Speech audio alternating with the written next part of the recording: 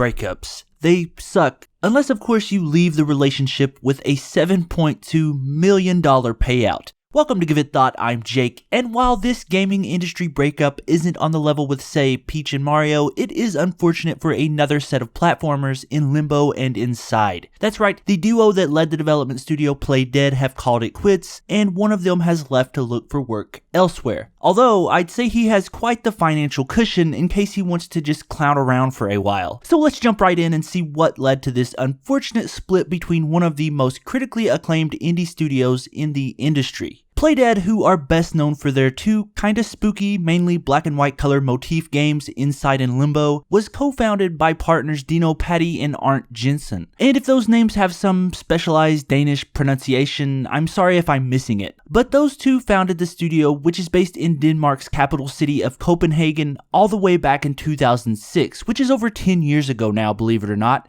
Limbo released in 2010 to much critical buzz, and then just last year we got the phenomenally dark spiritual successor to that game with Inside. Inside received even more attention than PlayDead's first game and was nominated for multiple Game of the Year awards, and it was no fluke, it was really good. You should check it out if you haven't already. So with such a successful 10-year plus run as an indie studio, what led the two partners to develop their irreconcilable differences? We do know the split was not amicable, given the account that Danish news outlet Borsen painted in respect to Pattis' departure. Yes, Dino Patti left the company back in July of last year and tweeted this out to mark his newly unemployed self as now seeking new things. Quote, "Following almost 10 incredible years building PlayDead from an idea to 2 dents in the games industry, I'm leaving to seek new challenges." So if it happened last year, why are we talking about this today? Well, as I mentioned in the intro, it was announced today that Patti received a $7.2 million severance pay once his resignation was finalized. So let's get back to why he left the company in the first place. According to Borsen, that Danish news outlet I mentioned earlier, said that it initially had something to do with a misunderstood letter that Patti sent to his partner Arndt Jensen, which was seen as a resignation. So all of this began as a mistake. Oh, that's terrible. But because Jensen misinterpreted the letter as a resignation, the Danish Business Authority became involved, and after some infighting between the two partners, Patti decided to split. According to Borsen, Patti cited that the real disagreement came as to when the company should release their games. If you're wondering why I'm not putting up quotes to back my words up, it's because the source is in Danish, and when translated it reads like gobbledygook, so just take my word for it. But Patti told Kotaku something similar with, quote, "The supposed timeline for the next projects and where I am in my life now prompted his departure." So it really was something to do with when the games created by PlayDead were released. At least, that's how it started. But eventually, the Danish Business Authority pretty much forced Patti to leave the company, and he did, with $7.2 million.